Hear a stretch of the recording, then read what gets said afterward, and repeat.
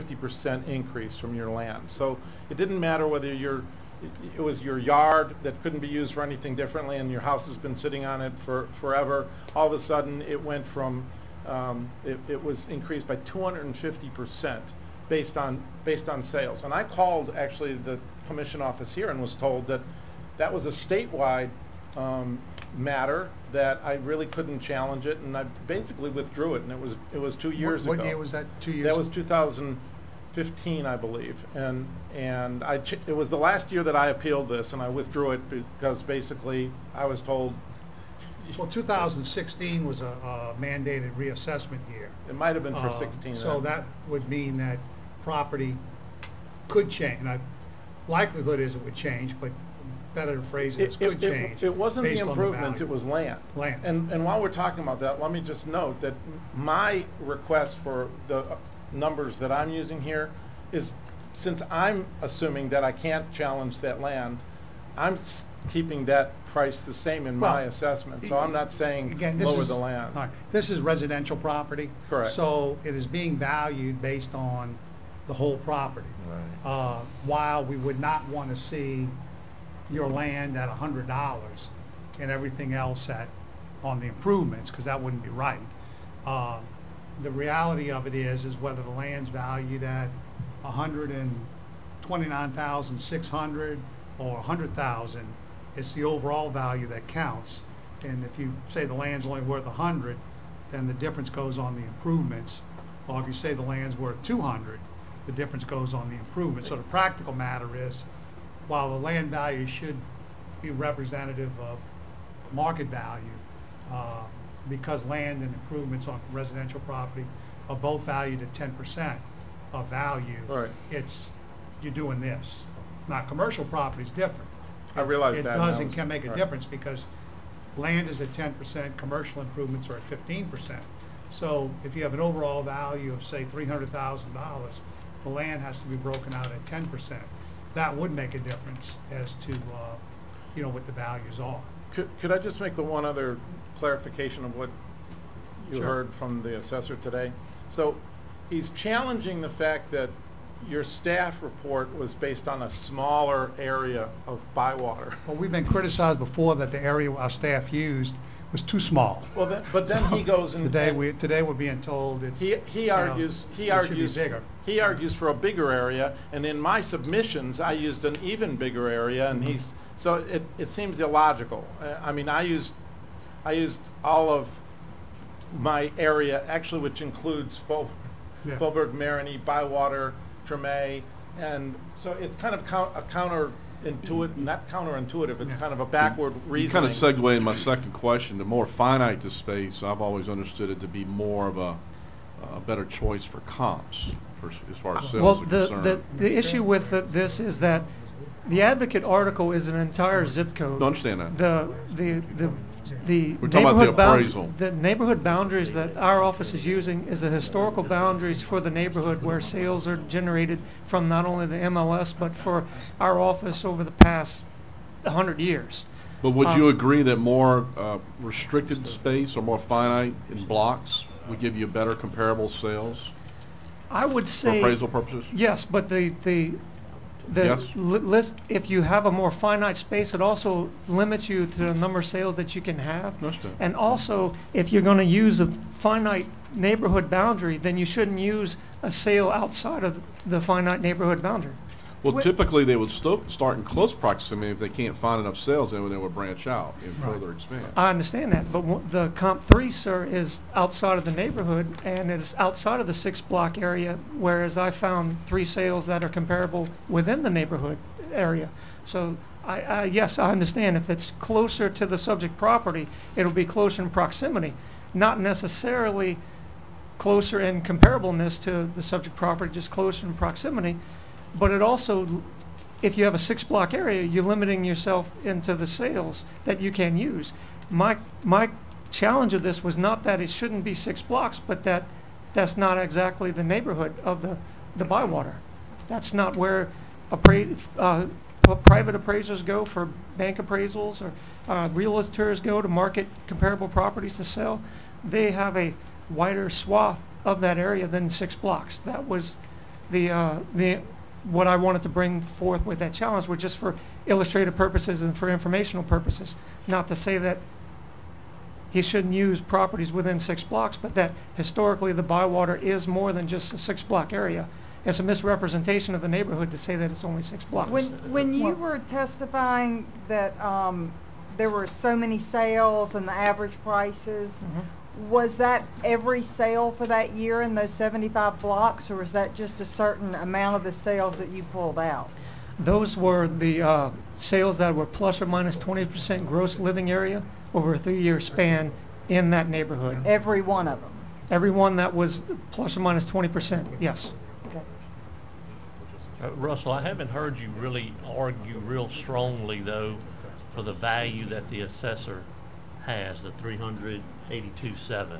I mean, I've heard you argue that the appraisal is incorrect and the adjustments basically were wrong, and that your own, going back and looking at it again, came up with 280 something. Yes, sir. So where exactly did the 382.7? I think if maybe some of this dialogue would have happened early on with the taxpayer, we wouldn't be sitting here today. The 387 was the mass appraisal valuation that was performed by the office, not taking any considerations, extenuating circumstances.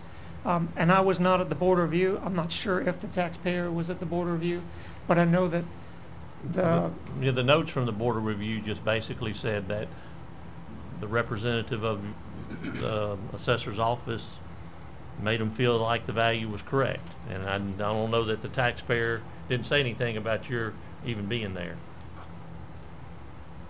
Let me step aside from myself for a moment and just, maybe I'm informing you, maybe I'm not, about how this process works, and it's really rather bizarre.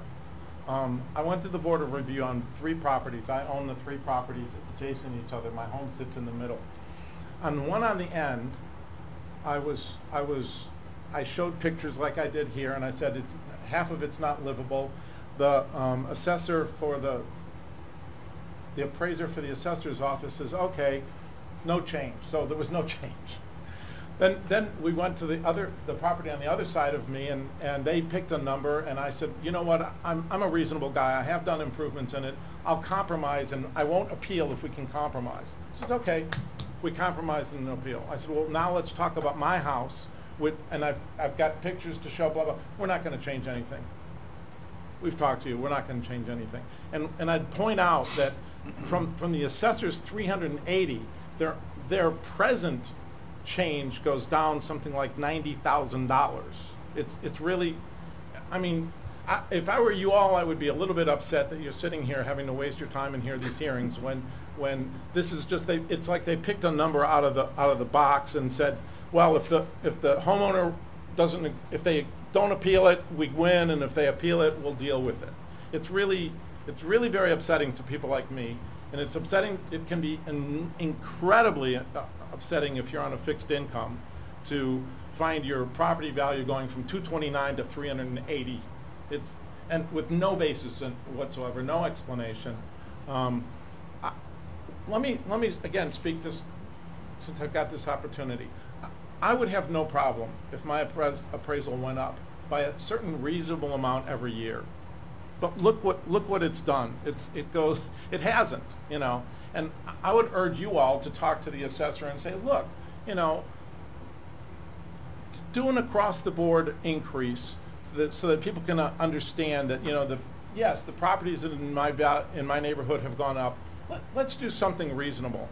Let's do a certain percentage that everybody can agree on, and it would bring some reliability to our collection of taxes. For years, I didn't pay taxes. It was outrageous. I mean, our streets are a mess. Our police officers aren't paid. I wasn't paying any taxes for years. I thought it was outrageous. I really did, truly. And then all of a sudden, it just, you know, it's skyrocketed. It's wrong. And that's... And now you're paying taxes, and the streets are bad, and the police have problems. Well, I won't go into the politics of it. Thank you for your time. Sure. Mr. Alvarez, let me ask you, when you all do, the assessor's office does, and let's talk in terms of residential appraisal, what do you all do it based on multiple factors, or do you do it strictly based upon a determined amount per square foot? We try to use multiple factors, the condition of the property where we can find it.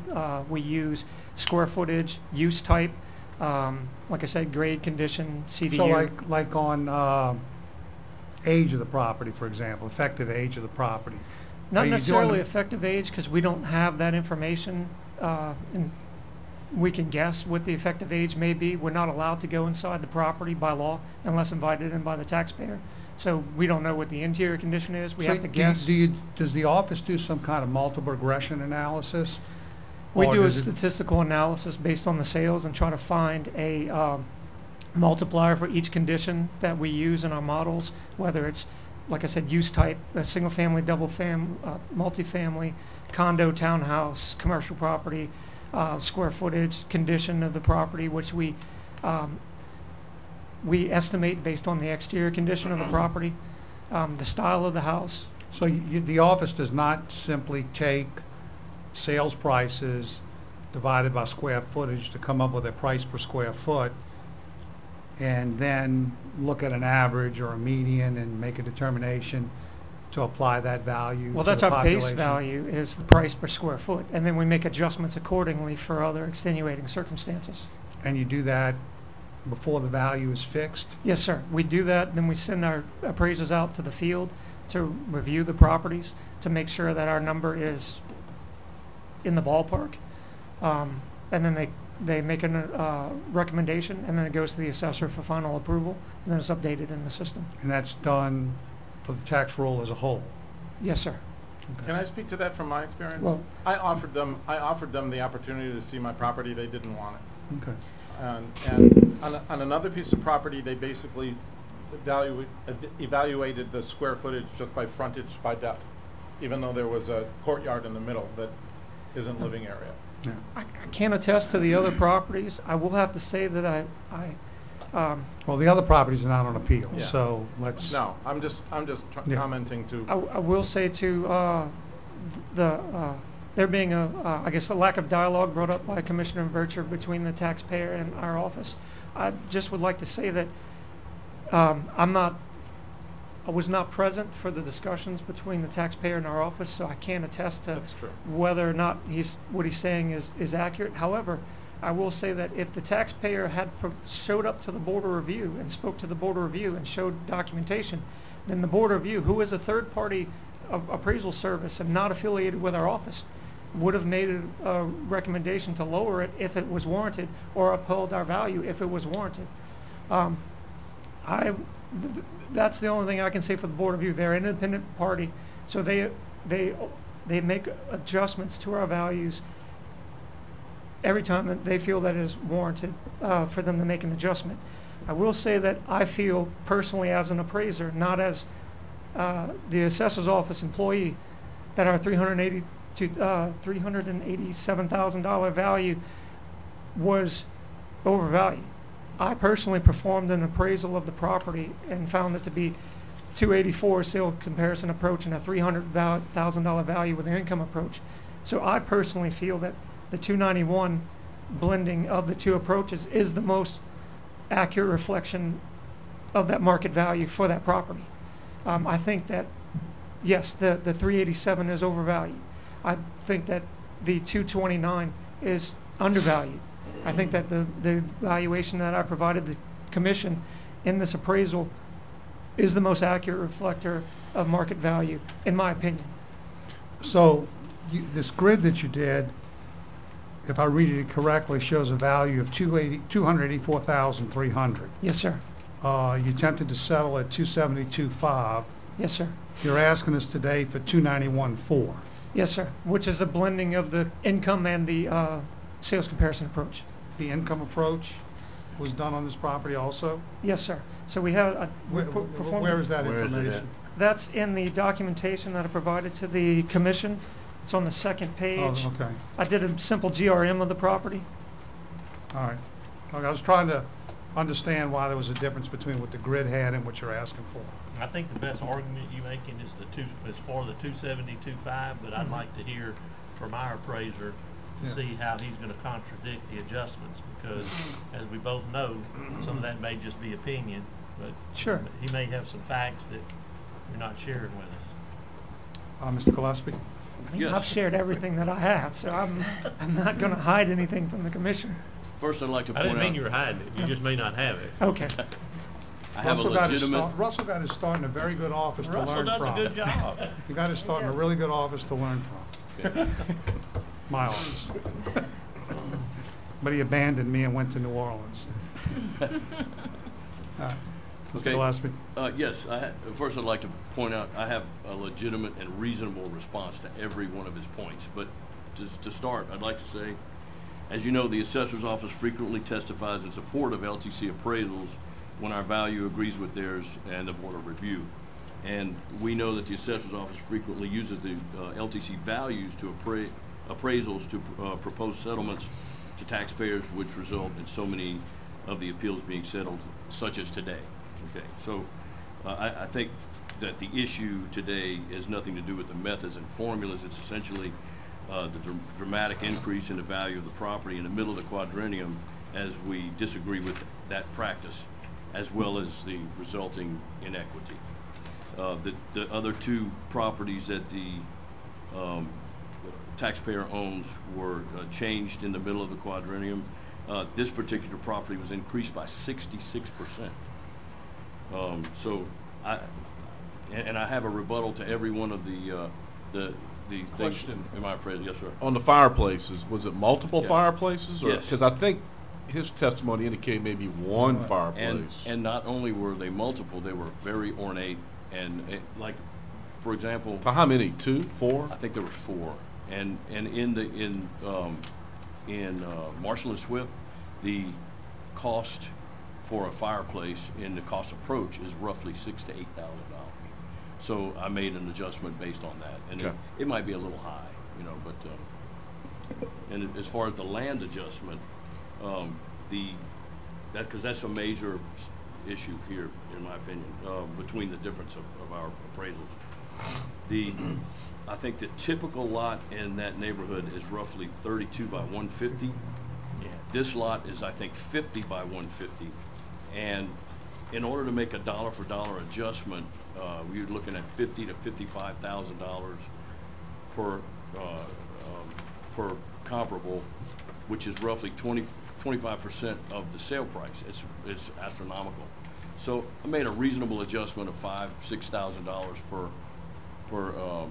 comp in order to recognize the difference. I don't think that a buyer is going to walk in and say, look, I'm going to pay $50,000 more for 30 more feet at the same.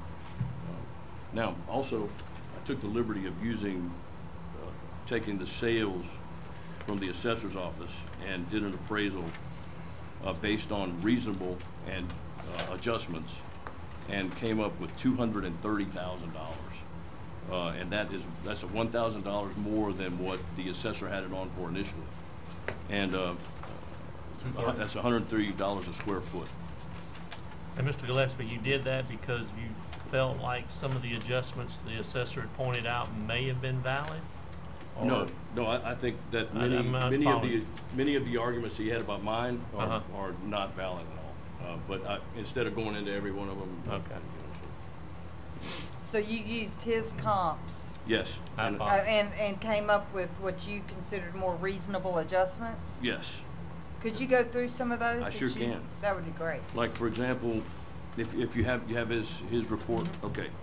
For the, for sale 1, 900 Clouet, for the land size adjustment, should be $7,814.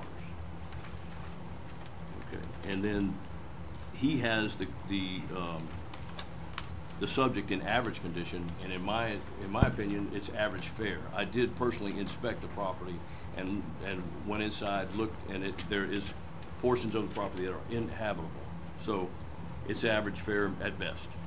So the condition adjustment should be 11,000. He's got 99,100, which is a little low, but I'm actually adding more, 11,000.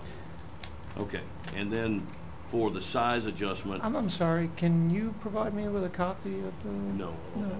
have an additional copy. This is the only one I have. Okay.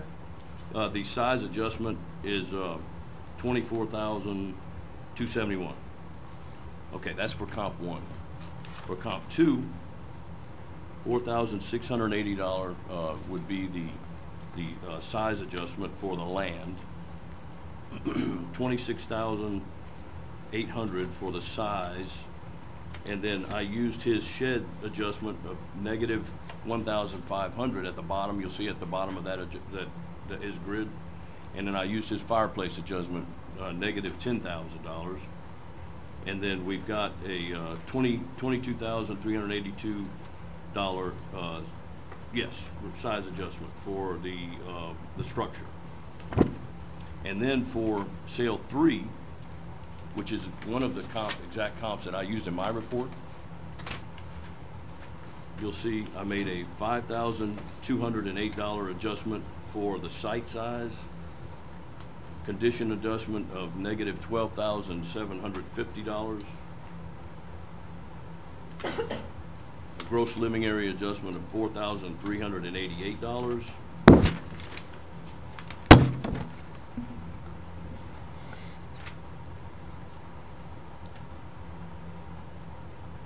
okay, so you got the 3 comps. Comp 1 comes to $263,085. Comp 2 comes to $272,962. And comp 3 comes to $177,894 with a mean sale price of $230,000. That's $103 a square foot. The tax assessor's representative said that he used a blend between sales and income approach. Right. Can you explain why you didn't? Yes. This particular property is it's owner occupied, and the remainder of the property is not habitable. So if we did the income approach, it would not represent the actual value of the property because it's not income producing. There's no way for it to produce income. Exactly.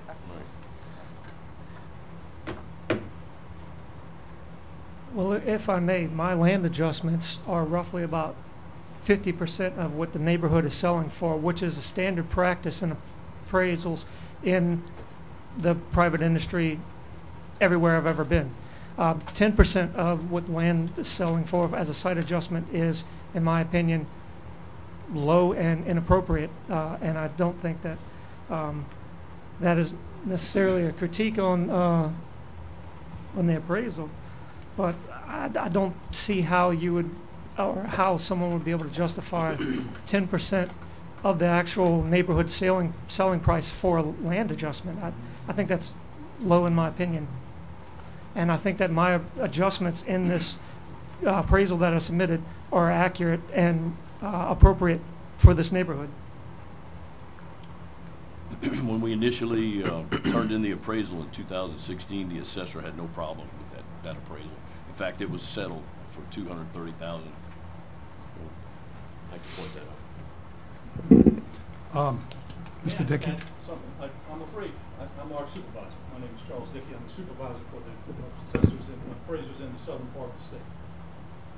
Our policy at the Tax Commission is to appraise properties one time in the quadrennium, which is what we did in the beginning of this quadrennium when this property was originally appealed. Our policy is that value doesn't change unless something about the property changes. If the condition had changed, had it been burned, had it been renovated or whatever. So Mark is hampered here by the fact that he can't use updated information to change an appraisal halfway through the quadrennium. Well, they shouldn't be changed halfway through the quadrennial unless There's situations that you So cited. And the other part, and I think he just said this, but we did this once. And we did it at 200,000, about 220, whatever it is, and they were at 229. And they were fine with that appraisal. It isn't until they raised the value in the neighborhood in 2018 that our appraisal isn't any good. Our appraisal was great 2 years ago. Today it's not. Yes, and I'd like to point out one more item. He mentions the entire Bywater, which is an entire zip code, essentially. The market revealed sufficient sales for me to use to stay within a half-mile radius and not the entire Bywater.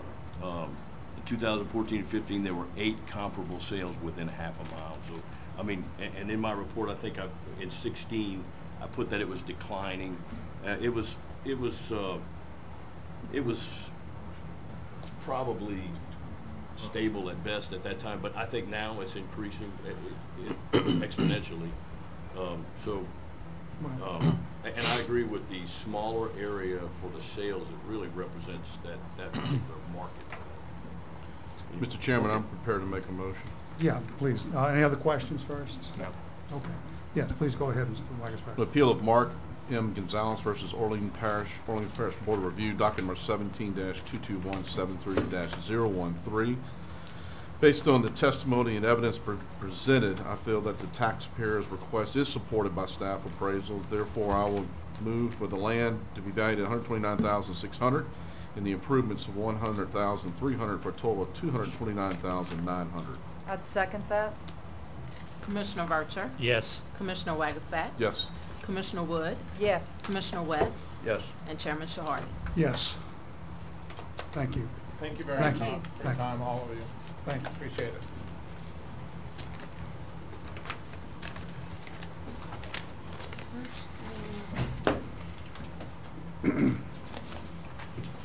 Take care, Mr. President. Thank you very much for your testimony, sir. And thank you, Supervisor, for pointing that out. I think that was important. All right. Take care. The next, our next item on the agenda is the appeal of Tao Nguyen versus the Orleans Parish Board of Review, docket number 17-22173-014.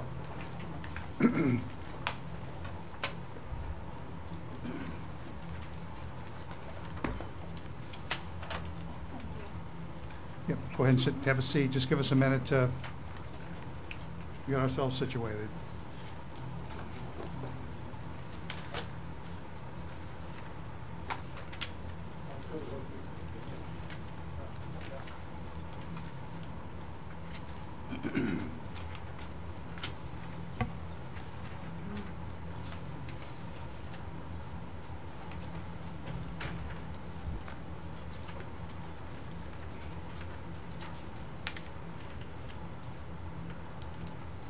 All righty, Ms. Nguyen? Am I saying that correctly? Yes. you Okay. did. All right, this is your appeal, so I'd ask you to go ahead and present your case. Okay. Pull the microphone close. Good morning, and Relax. sorry. That's all right, relax. Well, I appeal that the value they appraise on my property is very high. Apparently I bought this property on an auction for, I guess for them to restore the city. So I bought it at $7,000, and pretty much my whole family put forth majority of the work into the property, so that way we can, cut costs and save money as much as we can. And, we, everything we put in there is pretty much decent quality. It's not high quality, it's not premium, it's what you get in Home Depot. So, for example, my cabinets are particle, wood, I think, and they're not, I bought it like about $1,000 for a whole set, something like that. Restroom, I put a regular bathtub, everything done by my own family, and everything we try to much save. Of course, anything with requires permit, like electrical and all that, we have to, contract that out. But we keep it as small, like it's a 1,544 square foot house, not very big, standard 3-bedroom. Rooms are, not too big, very small. And everything we try to keep it as small, just so that I can, have a decent home that I can afford, pretty much. So I know I appraised I valued the house, the property, pretty low according to when I bought it on auction. And I know Mr. Gillespie did come out and reappraise the property, everything according to the market value. And upon receiving his appraisal, I I guess I guess it's like comparing something on sale and what's value. I do agree that he is giving me a fair market value because he did give me the numbers that is around, you know, the neighborhood, how much they're worth around there. It's not high as the city because the quality of the home is fair. It's not a premium home. It's not $180,000 home. That's not what's worth. That's, you know, I feel like Mr. Mark Gillespie is pretty fair on that, and I will agree on his value, not the city. I think the city is overvaluing my property, and that's pretty much what it is. So, All right. Thank you. thank you. Thank you. Any questions? Mr. Alvarez? We revalued this property because it's a new construction property, so we valued it on Marshall and Swift cost analysis at $198,700. It was appealed to the Board of Review, and the Board of Review said it was $179,000. We feel that that's accurate. That's the cost that what Marshall and Swift says it costs to value this property. We don't agree with the appraisal by the tax commission because every property in here is a property that has been in existence for a number of years, and the appraisal is stating that every one of these comparables are superior properties to the subject when the subject is a newly constructed property. The closing of this property, the closing of the permit date and the certificate of occupancy was issued January 3rd, 2017. It's less than 2 years old. So we think that the Board of Review is the most accurate value because normally properties less than 3 years old, you use a cost approach analysis to value it because there's no depreciation in a newly constructed property. And we ask you to uphold the Board of Review. All right. Mr. Gillespie? Yes, Mark Gillespie, I did appraise the property, personally inspect the interior and exterior of the property. It is new construction. It's in very good condition at best. And I used the sales approach because it's the most appropriate approach in this respect. There were 12 sales within half a mile of the subject. I used the highest per square foot value sales that I could find in excellent condition and made appropriate adjustments at 17, 20, and 17% in each, and ended up at $80 a square foot, which is the highest per square foot value in that immediate area of $125,000. Weren't all these houses in this area flooded during the Katrina You know, event? I don't know. Yes, Did it it was. flood? It Yeah. flooded. So really, the entire neighborhood, I'm assuming all these houses have been gutted and everything's been replaced, Yeah. so they're fairly new, depending on exactly when they renovate them, right? Would you be able to answer that better? It's possible that they have been renovated, but we're talking about a renovation after Katrina in 2007, 2008, 2009, 10, 11, 12. That's a lot different from a newly constructed property in 2017. Well, I guess I could say that new construction versus excellent condition is very similar. You know, I mean, the structure is the same. It's the interior. Bottom line is what it's going to sell for, what a Right. willing buyer That's and seller is going to agree to. Yes, sir. And so, did you see any comps for that size house that would appear to reach 198,000, 180,000 in value? No, in fact, the highest is, there's one, 4836 Warren Street. It's 1,620 square feet, sold for 145,000 in excellent condition. In fact, that's one of the sales I used. Okay. Here, I have a question, and it's a general question, because I'm not sure who to direct it to. But we're talking about new construction, but we're really talking about an extensive renovation. Am I correct? No, sir, it's new construction. Okay, so we poured a new slab with new foundation. It's completely new construction. We met the 2000, let's see, V14 International Building Code. Yes, new construction of a one-story, 1,847 square foot family dwelling as per plans. Okay, so you and your family actually framed the house? Yes, we did. And then we had everything inspected every time along the way, so. So you anything that- self-contracted the house? Yeah, pretty much, and then pretty much I consider it subcontract because of course we can't do everything without certain permits, Mhm. like plumbing. Right, you have to and, have an approved, yeah, of all certified that. electrician, But whatever plumber. we can do under our. Whatever you could do Yeah. yourself, you did. Yes, we did. That's just probably how you arrived at your value, your out-of-pocket costs, not all your physical labor, correct? I mean, Yeah, your value was a little low, yeah, it according was to a the little appraisal, low. but That's why I agree probably with- because y'all put a lot of self-labor into the Yes, sir, project. I did. We did. When you purchased the property, how did you get the property? How? Yeah. I bought it from Nora as an auction. And what did you get? What did you buy? What'd you buy? Just a lot.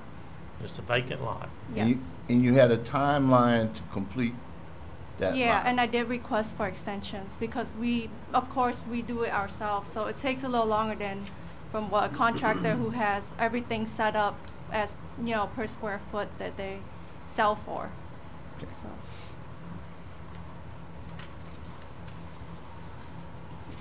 Now, Mr. Gillespie, the actual, the appraisal that you performed, I'm a little confused at the appraised value versus, Mr. Alvarez, the actual, using the cost approach, it being that big a difference. I mean, because I don't see how people are building in that area and rebuilding if it's that huge of a difference. Because if you're gonna get financing, if you're gonna go and hire a contractor and do it the normal way, it's impossible. No contractor's gonna lose $60,000 per house. Well, sure. Just like in the Ninth Ward when they built all those properties, $220,000 properties, but they gave them to the low-income families for. But that's not this Six- situation. That's I apples understand, and but oranges. that's the same kind of situation where it costs the cost approach is exceeding the market approach. I mean, that's kind of Right, well, that's my point exactly, and it should be the market value of the property. That's what we're looking for, and that should be the assessed value. sure, but the sale. My hat's off to people that do this, and I mean, that's, makes no sense. It's the purpose. That's the purpose of the program, to encourage people. Well, I understand that. It's our office's opinion that the cost approach to value is appropriate for a newly constructed property, and newly constructed properties will sell for. Even if it exceeds market value? Well, this sales comparison approach is for properties that have been in existence. We don't know when these properties were renovated. May have been, like I said, 6 or 7 or 8. And if properties are 6 or 7 and 8 are selling for $125,000, but they're 10 years old, and a newly constructed property is selling for Where's the $180,000. Well, property but that you you can have account for for the that. 180,000? You're saying that there's some basis for this 179,000 that the Parish Board of Review has, but what is it? Because I don't see any exhibits that y'all have filed. We did not file any exhibits that the Board of Review, we're not the Board of Review, we don't have their exhibits. If the Board of, But what is the, so what would the tax assessor, did y'all file anything for this hearing that, because we don't have anything in front we of did not, us. we did not file any documentation for this property. The only documentation that I have for this property, for our valuation, is the actual permits themselves, and that's all that I have. So to get back to your argument, new construction versus the condition of the comps used by the staff appraiser, every one of his comps are excellent. And I'm not sure there's a lot of difference between excellent and new construction. I would say That property's that, in excellent condition. I would say that there's, I'm not an appraiser, but just common sense. in would say. actuality, there should be no adjustment for the condition of the property. If it's new construction versus excellent, there should not be a negative adjustment. This appraisal is saying that the subject property is inferior to the comparables, when this is a brand-new constructed property. Could be because of the materials used. I mean, as she stated, she went very low budget on the types of materials she used for the interior. I don't know about the exterior. I mean, it also says on the permit that the permit cost was only going to be $50,000 for the building itself. I mean, I don't know. Well, let me say this. you know, my experience is the cost approach usually ends up being the higher value when you're looking at property. What we're attempting to reach is fair market value, and whether it's new construction that's 1 day old, when you're doing a sales comparison approach, you can account for the fact that the property is in excellent condition, maybe because it is brand new. When you compare it to sales of other properties that may also be in excellent condition, or maybe not quite as good a condition as the subject property is. But it is not inaccurate to use a sales comparison approach on new construction. And in this particular case, especially when you deal with single-family residential property, assuming that you can obtain comparables, which we have here, you know, that is, in my opinion, the most reliable place to go to come up with a fair market value. And while the cost approach is another indicator, we don't have anything before us to show how the assessor's office, or the Board of Review for that matter, but certainly the assessor's office, arrived at its market calculation of 180 something, what was it, 79.5. 179. Oh, sorry, 179. 179. We don't have anything, all we have is a number. That's all we have. So, I mean, in my opinion, the best evidence that we have is the appraisal that was done by our staff here at the commission. Mr. Commissioner? That's my opinion. Are you ready for a motion? I'm supposed to be, are you finished with your presentation, or? Yes, and I'd like, just regarding what you're speaking about, the cost approach and the market approach. In our experience, the cost approach seems to have more weight in the commercial environment.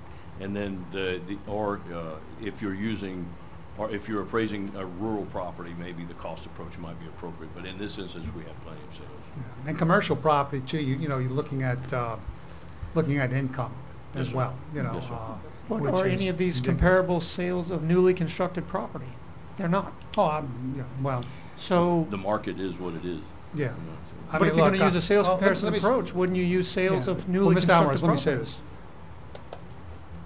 If I have a penchant for gold faucets Mhm. and mother of pearl sinks, and I want a professional portrait painter to come into my home and be responsible for painting it and painting murals on the wall and the ceilings. My cost approach could be 3-4 times more than what anybody would pay for my house.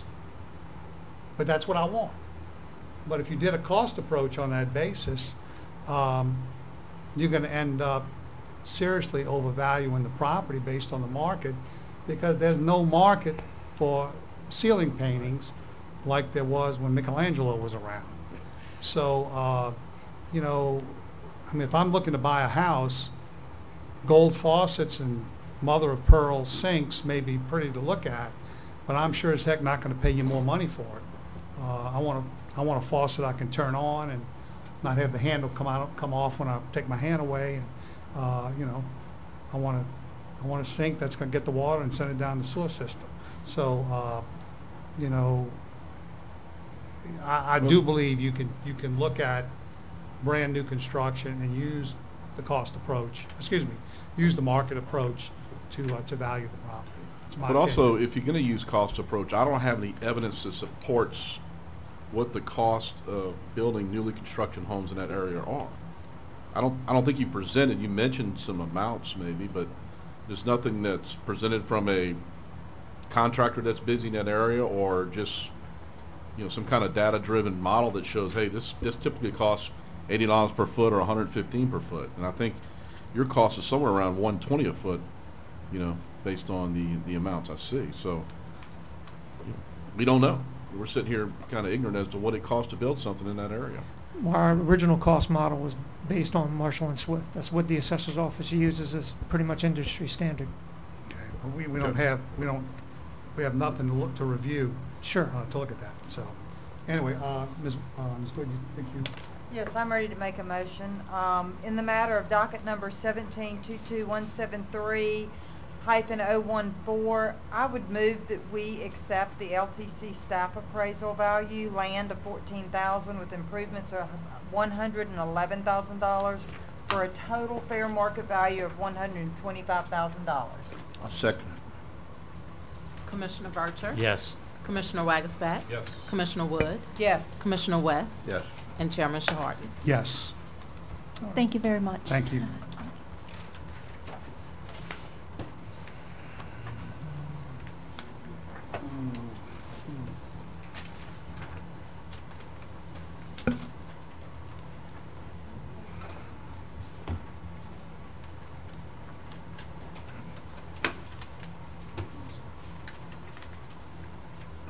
I lost my sheet I meant to look for. What is it?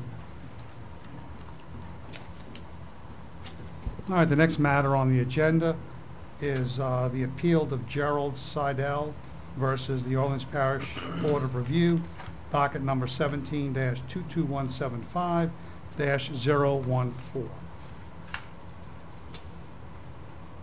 All right,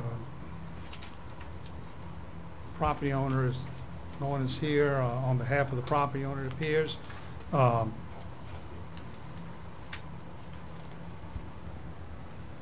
Might have a medical issue. It Yeah. said something about an all right. attorney appearing. Yeah, well, all right. I spoke with him. If you'd like me to give you any option. Do you mind? Want to go further? Sure, Go ahead. I met with the gentleman. He was really more interested in protesting the process of applying for a freeze and the way he wasn't able to get the freeze that he was asking for. I explained to him that the property was already frozen, that we could do an appraisal, but I really wasn't sure that was going to do him any good. But he, or his attorney actually, Doug Schmidt, indicated that they may want to come and, as he said, throw themselves at the mercy of the court to see if you all could reverse the decision and move the previous year's value to be his frozen value. So that's pretty much where he was. I had also indicated to him that the value he had at the frozen value when I got ready to do this was a pretty good number. Yeah, And, the staff appraisal. Having done many appraisals in that particular area, I felt like he had a pretty good number, and Mhm. I indicated to him I thought our appraisal might not be supportive of his position. Yeah, in fact, if anything, the appraisal versus what's on the roll right now is, what, a good $49,000 higher. I don't know what, I looked into just the history of what the assessed value was. Did he say what year it was? It was 16. And He turned 65 in 16. This is Did what he he told apply? me Okay, now. well, I'm I'm saying- testifying to hearsay, but this is what he told me. Yeah. He said he turned 60. You're almost a lawyer. And if I you can am. explain Is what that a hearsay, compliment, I hope, and if you sir? can explain what hearsay means and what it is, there's 3 lawyers sitting here that are more than willing to listen, because I don't think anybody knows what hearsay is. What he felt was that when he turned 65 and he qualified for the freeze, But he didn't that apply he for should it. have been given that number. The problem was he was ill at the time and was not able to present himself, and as he qualified technically, but he didn't apply. So by the time he applied, the value in the neighborhood had changed, and the assessor gave him the freeze at the new number. I think that's correct. Mostly yes. correct, yeah. Yeah. And He gave him the freeze He based gave- on the year that he qualified, That he actually- filed the yeah, he application. applied, correct. That he applied, yeah. And he felt like, and his point was, I should have been given the number when I qualified, not when I applied. And that sounds was that? more like a. So had Orleans Parish been following the quadrennial and done it in 16, so you're saying evaluation changed by the assessor between 16 and when he qualified, or when he actually went in? I will check that and make sure that's correct. If my research is correct. Yes. The value is $125,000 in 16, $234,817, and $211,300 for 18. Yeah, I think there was a little sympathy here for his position, and they gave him a reduction off the 234 to the 211. That's how it appeared to me.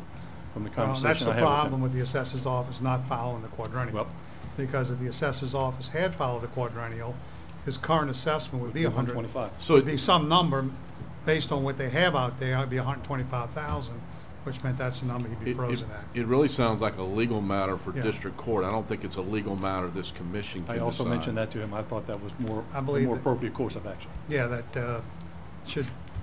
But to not being a file lawyer, suit. I couldn't advise him on that. I was just telling those my. No, but it does. Well, you it- could, It does probably appear, should. it does appear to be a legal matter.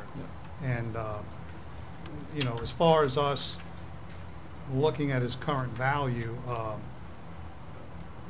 you know, the staff appraisal certainly doesn't help him Right. at all. So, if you, I I mean, have really nothing else to add. We revalued the property for the neighborhood reappraisal at 234, and he came in during the open roll period. We gave him a reduction to 211 based on his extenuating circumstances, and he applied for a freeze at that time and froze it at 211. And so it's frozen now at 211. Yes, sir. Okay. Yeah, if he's got an objection to that, he really needs to file suit and go in that direction. So, Need a motion? all right. Yeah, I guess we need a motion unless anybody has something else they want to add. We need a motion, A motion on the appeal of Gerald R. Seidel versus Orleans Parish Review. My motion is to uphold the Parish Board of Review at $120,100, $89,200, for a total of $211,300. Second. Commissioner Vercher, Yes. Commissioner Wagglesback. Yes. Commissioner Wood, Yes. Commissioner West, Yes. and Chairman Shorten. yes, Thank you all. thank you.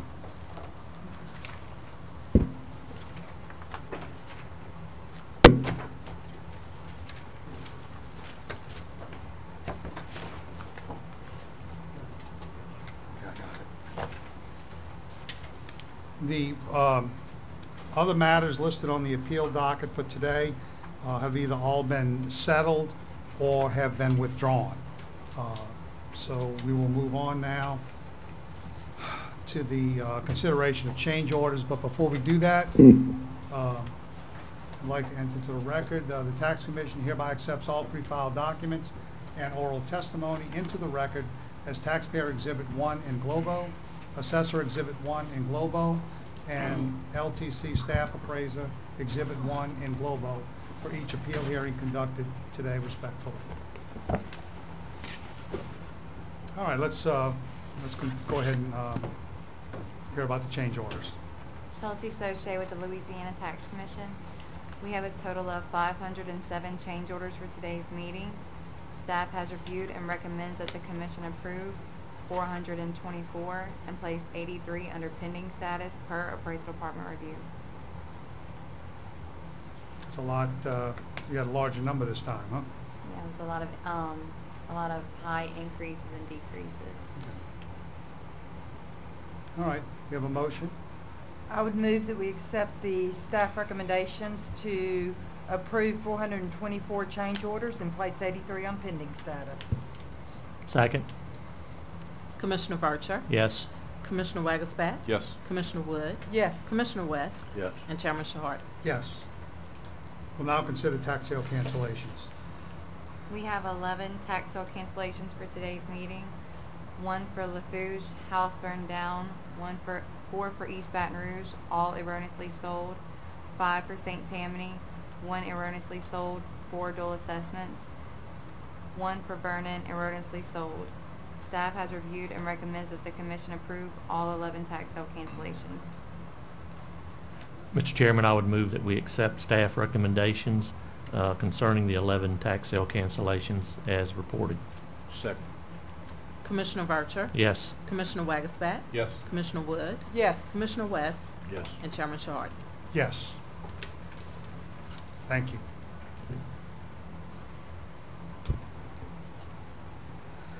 All right, the next matter on the docket is the consideration of an application for refund of taxes paid in error.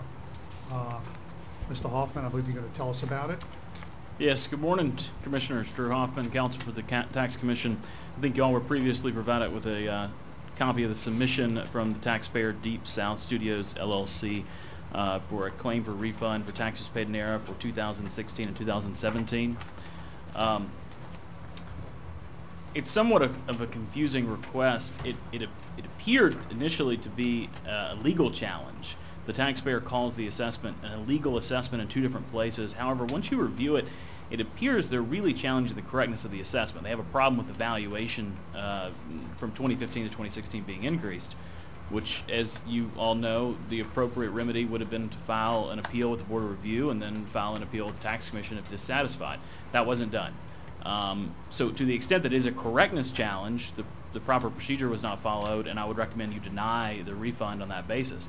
To the extent that it's a legal challenge, as you know, we don't have jurisdiction to hear a legality challenge, and a recent Fourth Circuit opinion confirmed the legality challenge disguised as a refund request is inappropriate. So to the extent that it's a challenge to the legality of the assessment, I would also recommend denial of the refund request. Happy to address any questions. Yeah, in their application, they talk about increasing the assessed value of one parcel of property while not increasing the assessed value of similar properties. You know, again, appears to be a legal challenge, but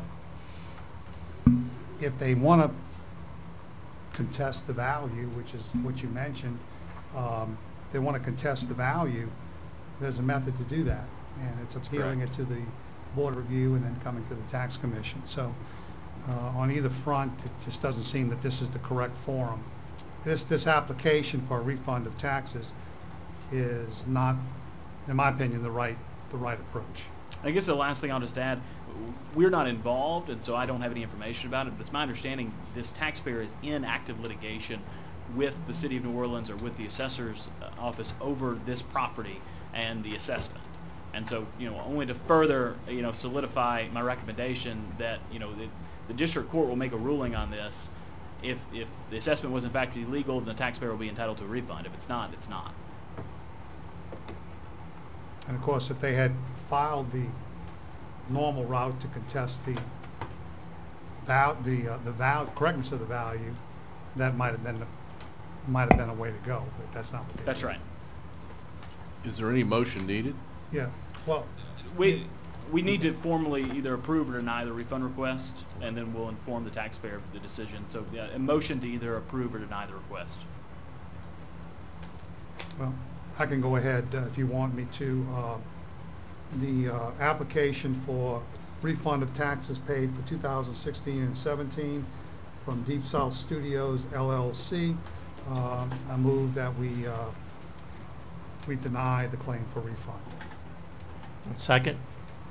Commissioner Vercher? Yes. Commissioner Wagsback? Yes. Commissioner Wood? Yes. Commissioner West? Yes. And Chairman Shahardy? Yes.